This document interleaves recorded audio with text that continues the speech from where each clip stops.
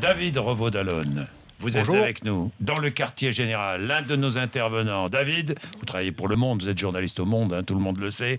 Le départ de Macron, est-ce vraiment une surprise ? Et comment ça s'est joué en coulisses ? Racontez-nous. Alors une surprise, non, mais pour le comprendre et pour expliquer un peu la coulisse, il faut faire un petit retour en arrière dans ce feuilleton de plusieurs mois. Souvenez-vous, Jean-Jacques, en avril, le ministre de l'économie lance son mouvement politique En Marche. L'ambition affichée, c'est de peser sur la présidentielle. Et puis 2 jours avant le 14 juillet, le jour du président, le jour du chef des armées, il se permet d'organiser au nez et à la barbe de Hollande un grand meeting politique où il pose très clairement en pré-candidat et promet la victoire en 2017.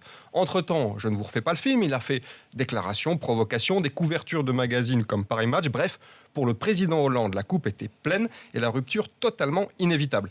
Alors l'attentat de Nice, les vacances, ça avait un petit peu retardé l'explication de texte, mais c'était écrit. Et donc lundi matin, dans le bureau du président à l'Élysée, tête à tête, une demi-heure, le message de Hollande est clair. En substance, le gouvernement, tu l'aimes ou tu le quittes.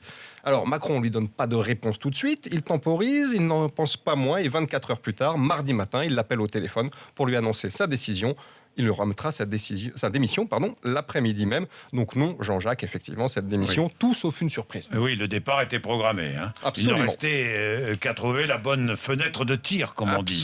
Absolument, la bonne fenêtre de Il tir. a failli partir une première fois. Une première fois l'hiver dernier, après les attentats, il était déçu. Sa loi Macron 2 avait été évacuée par Valls. Il ne trouvait pas vraiment d'espace. Mais c'est évidemment en juillet, juste après ce fameux meeting, que la date de fin août est calée pour que l'affaire soit clôturée avant la rentrée scolaire, pour attendre le premier anniversaire de la loi Macron aussi, et surtout pour laisser le temps aux jeunes impétrants de se lancer dans le grand bain et de se préparer. David, c'est clair, il veut être candidat à la présidentielle. Alors, il veut l'être, mais vous aurez remarqué, Jean-Jacques, qu'il est resté hier très prudent. Il ne l'a pas dit officiellement. Il va démarrer en tout cas sa campagne très vite. L'équipe de son mouvement En Marche va être renforcée. Des membres de son cabinet à Bercy vont le rejoindre avec un organigramme publié dans les prochains jours. Et puis, il va multiplier les déplacements sur le terrain. Il va même recycler certaines visites d'entreprise qui étaient déjà prévues dans le cadre de son ministère. C'est plutôt malin. Fin septembre, il présentera un état du pays. Ça a été dit par un de ses conseillers que vous receviez juste à l'instant. Des données recueillies par son mouvement En Marche. Et puis enfin, le livre qu'il a écrit lui-même cet été. Livre de propositions, parution prévue en octobre.